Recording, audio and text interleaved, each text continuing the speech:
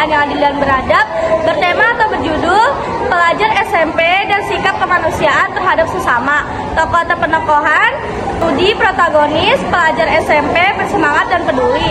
2. Kakek Hasan protagonis, seorang kakek rentan sekitar 70 tahun yang kesulitan untuk menyeberangi jalan raya. Latar atau lokasi: sebuah jalan raya yang sangat ramai di dekat pasar tradisional.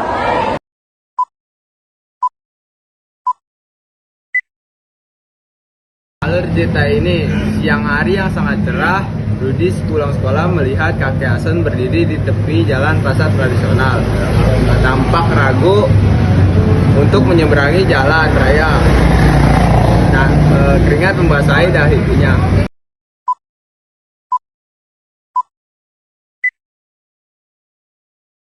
Suara bising kendaraan membuat sehingga ketidakmampuan telinga untuk mendengar kendaraan tersebut. Rudi pun melihat seorang kakek tua bernama kakek Hasan yang sedang kesulitan untuk menyeberangi jalan di pasar tradisional dan tampak ragu menyeberangi jalan. Assalamualaikum, Kek. Maaf, apa kakek ingin menyeberangi jalan ini? Biar saya bantu. Waalaikumsalam, Nak. Aduh, terima kasih banyak. Kakek sudah menunggu lama. Jalan ini terlalu ramai. Mari, Kek, pegangan sama saya, kita menyeberangi jalan ini. Hati-hati, Nak. Aduh, jadi kerepotkan kakek. Tidak apa-apa, Kek, kita lewatin ini. Kita lewatin jalan ini bersama-sama. Alhamdulillah. Terima kasih banyak ya, Nak. Semoga kebaikan kamu dibalas oleh Tuhan. Sama-sama, Kek. Sudah kewajiban kita untuk saling membantu. Kek mau kemana? Mungkin bisa saya antar. Tidak usah, Nak. Kakek mau ke rumah saudara dekat sini. Sekali lagi terima kasih banyak ya, Nak. Ya, Kek.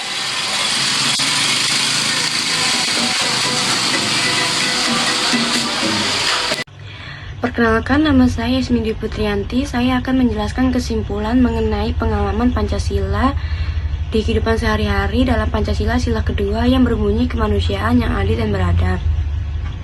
Rudi pun membimbing kakek Hasan menyeberang jalan sampai ke tempat penyeberangan. Akhirnya, mereka sampai di seberang dengan selamat. Inilah contoh kecil dari Pancasila kedua yang berbunyi kemanusiaan yang adil dan beradab, menolong sesama tanpa membeda-bedakan. Rudi mengamalkan dengan tindakan nyata ini tidak hanya pelajari tentang Pancasila di sekolah, tetapi juga menerapkannya dalam kehidupan sehari-hari. Semoga cerita ini dapat menginspirasi kita semua untuk selalu berbuat kebaikan dan membantu sesama tanpa memandang perbedaan. Kita dapat menciptakan Indonesia lebih baik dan manusiawi. Perkenalkan, nama saya Debbie Cila Permatasari. Saya ingin menjelaskan dampak positif terhadap pengalaman Pancasila, khususnya sila kedua, kemanusiaan yang adil dan beradab.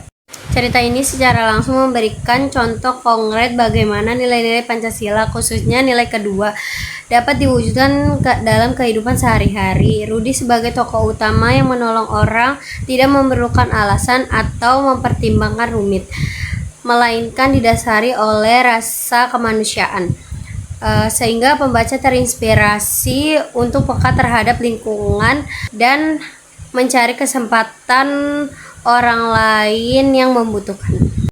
Perkenalkan, nama saya Sinur Aziza. Saya akan menjelaskan dampak negatif Pancasila di kehidupan sehari-hari dalam Pancasila sila kedua. Cerita ini mungkin terlalu menyederhanakan masalah sosial yang kompleks dalam kehidupan nyata, memengaruhi seseorang untuk bersikap acuh tak acuh terhadap orang lain. Seseorang mungkin sengaja mencari kesempatan untuk membantu orang. Hai, saya Erna Gusna Putri akan memberi puisi mengenai pengalaman Pancasila di kehidupan sehari-hari dalam Pancasila kedua yang berbunyi kemanusiaan yang adil dan beradab. Di terik siang, langkah terhenti, Rudi melihat kakek berdiri di tepi jalan, ragu menarik, keringat membasahi tanpa berhati. Uluran tangan tanpa ragu diberi, menyeberang jalan hati berseri.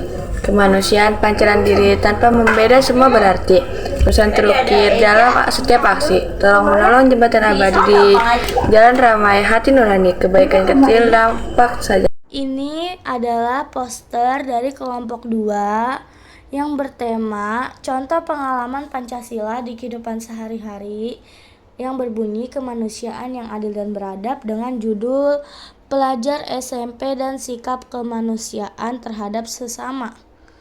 Anggota kelompoknya ada Cindy Nur Aziza, Yasmin Dwi Putrianti, Erin Agustina Putri, Debbie Celia Permatasari, Denis Surya Arafiki, Muhammad Ciko Ramadan, Yuga Nathanael. Dari kelompok 2.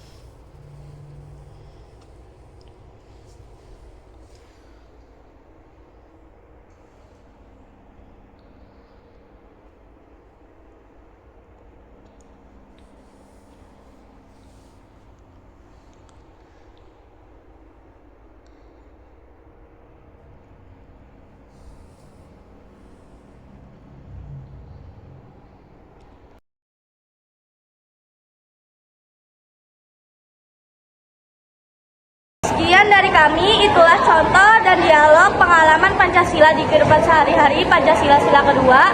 Maaf apabila ada kesalahan kata. Wassalamualaikum warahmatullahi wabarakatuh.